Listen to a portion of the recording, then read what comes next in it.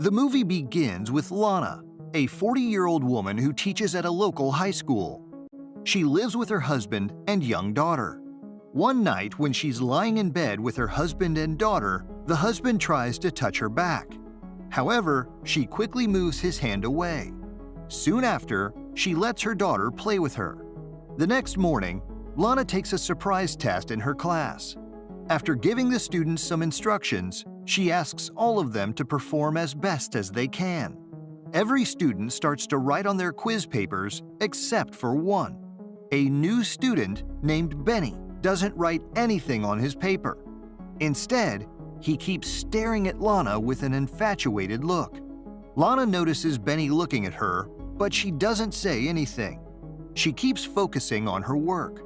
Later, she goes to pick up her daughter from the preschool area. When she makes it to the car, she notices Benny playing with his dog and stares at him for a while. The next day at school, one student is giving a presentation in Lana's class. She's listening to him attentively, but the whole class gets disturbed when two girls start giggling at the back. They are looking at something on their phones and don't seem to be interested in class. Lana tells them to put their phones away and focus on class, but they don't care about what she says. They keep giggling and creating a fuss in class. Now, Lana gets angry and asks the girls to hand over their phones as punishment. The girls give their phones, but one of them starts disrespecting Lana and swears at her. The whole class starts laughing at Lana, and she tells the girl to leave the classroom immediately. During this chaos, Benny has a very serious look on his face. It looks like he's angry. Later, Lana goes to the teacher's room to have a cup of tea. She looks through the window and notices the girl who disrespected her being bullied by some guy. The guy shoves her backpack to the ground and even tosses her bicycle aside. It turns out that the guy is none other than Benny, and he's giving the girl a taste of revenge for disrespecting the teacher. Then, a fellow teacher walks into the room and Lana discusses the whole situation with her. She mentions how the new kid Benny is a little strange but doesn't mention anything about them staring at each other. Later, Lana asks Benny to come see her privately. As expected, the sexual tension between them rises as soon as they enter a closed room together. Lana tries to play it cool by asking Benny if he's enjoying his new school, but he responds coldly by asking her what she wants from him. She explains that she's just concerned about his performance in school and that she saw him bullying another student. But as she tries to talk to him, she mistakenly puts her hand on Benny's leg. This makes him smile because he thinks she's interested in him. Lana quickly covers it up by asking if he expects anything from her, but Benny laughs and says she can't help him. Then he gives her a smirk and asks if they're done for the day, and Lana says yes before leaving the room. Later that night, Lana is checking her students' exams at home when she notices that Benny's marks are low compared to everyone else. This troubles her because she wants to make him perform better. The next day, Lana teaches her class as usual. She's just about to leave when she notices Benny's bag on the floor. She picks it up and opens it. She finds Benny's sweater inside, so she takes it out and sniffs it. Is she attracted to the 17-year-old kid? After this, she runs off to the restroom to wash up. To her surprise, Benny sneaks up from behind and starts touching her inappropriately. Lana's expressions show that she's enjoying it, but she tries her best to force him to stop. She says that they shouldn't be doing this, but he doesn't listen and keeps going. Just when she's about to surrender to Benny's touch, she suddenly steps back and denies it. She then tells him that this kind of situation should never happen again. Before leaving, she also warns him that if he ever tries to touch her again, she will make sure he gets expelled. The next day at school, Lana tries her best to focus on work, but she looks distracted. She gives the students some classwork, but Benny doesn't do his work and only keeps staring at her. After class, Benny approaches Lana in the hallway and invites her to join him in the evening. However, Lana firmly says no and explains that whatever happened between them was a mistake and that it should never happen again. She walks out to the parking lot where she finds her car completely thrashed. The door is cracked and the side mirrors are broken. She looks around to find the perpetrator, but nobody is around. At this point, she thinks that Benny might be taking revenge because she rejected him. Later, Lana picks up her daughter from school and notices a group of young boys. She thinks one of them is Benny because he's wearing a black hoodie, but she's only fantasizing. When she gets home that day, she starts working in the garden to distract herself. Her husband comes and asks about what happened to the car, but Lana quickly makes up a story about driving too close to a street lamp. Her husband is suspicious and says that he doubts whether a lamppost could cause such cracks, but she claims that they did. After this cold interaction, her husband simply walks away. The next day, Lana gives another assignment to her students in class. This time, they're supposed to write a cover letter explaining why they are qualified for an internship. When Lana asks if anyone has any questions, Benny raises his hand. He smirks and asks if it's important to go to such an extent just to get a job. He keeps making double-meaning jokes, and the entire class bursts out laughing.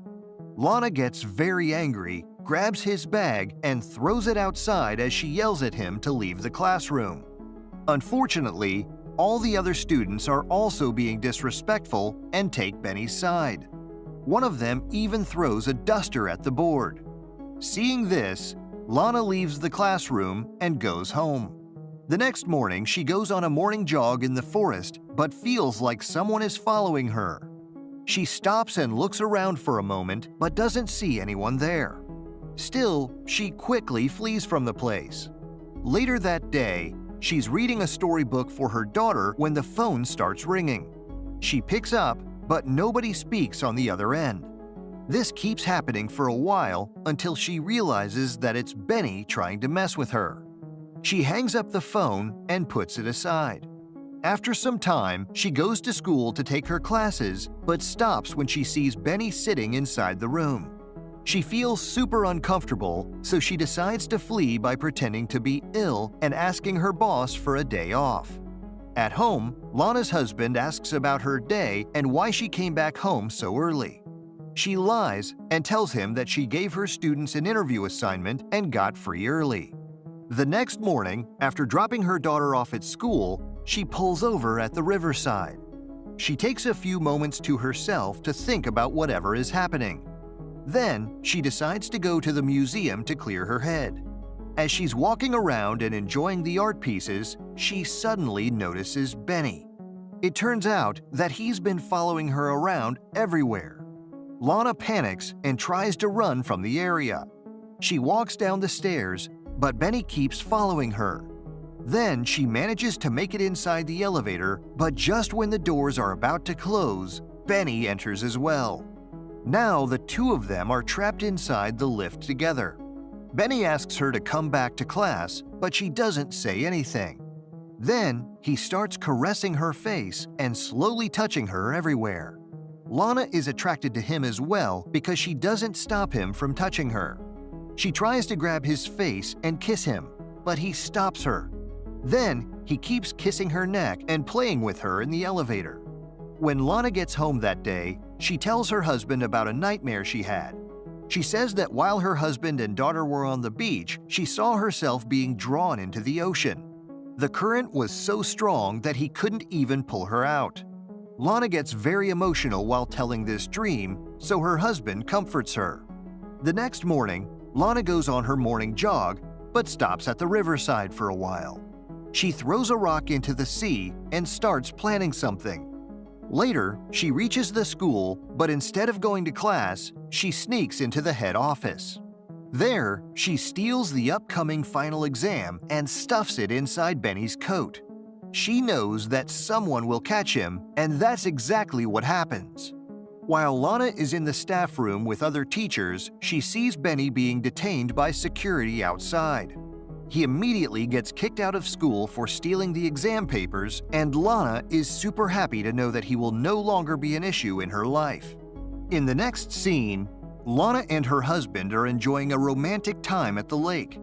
Suddenly, her husband disappears and she starts panicking. Then, he screams as he emerges from the water, and that's when Lana wakes up from her dream. It looks like she was having another nightmare. Even though everything is supposed to be fine in her life now, Lana starts missing Benny after a few days. She starts fantasizing about the times he groped her in the bathroom and the elevator. She also misses seeing his cute face in class. Eventually, she becomes so desperate for him that she fantasizes about sexual activity with him. One day, she takes her daughter to a bookstore to buy her a gift. However, just when she's leaving, she notices that her daughter has disappeared somewhere. She tries to look for her, but the little girl is nowhere to be found. She informs the store owners and the police immediately. Then, while going through the security camera footage, she notices Benny leaving with her daughter. Before she can talk to the cops about him, she gets a call from her husband saying that he's found their daughter. She apologizes to the cops for making a fuss and goes back home to her family. Later, Lana wakes up in the middle of the night because she hears loud, repeated knocking on the front door. Her husband is asleep, so she goes and reaches for the door slowly. She's scared to see Benny on the other side, but to her relief, it's just a storm. Lana keeps having sexual fantasies about Benny all the time, and she's unable to focus on anything else. Even when she's working in the kitchen, she's too caught up in her thoughts about Benny until her husband shouts her name from behind. After all this, Lana drives straight to Benny's house and patiently waits for him outside. After some time, he shows up on his scooter and rides away. Seeing this, she starts following him on the road. When they finally get to a secluded area with no other cars, she takes a deep breath and then violently smashes her car into his scooter, making him fall to the ground.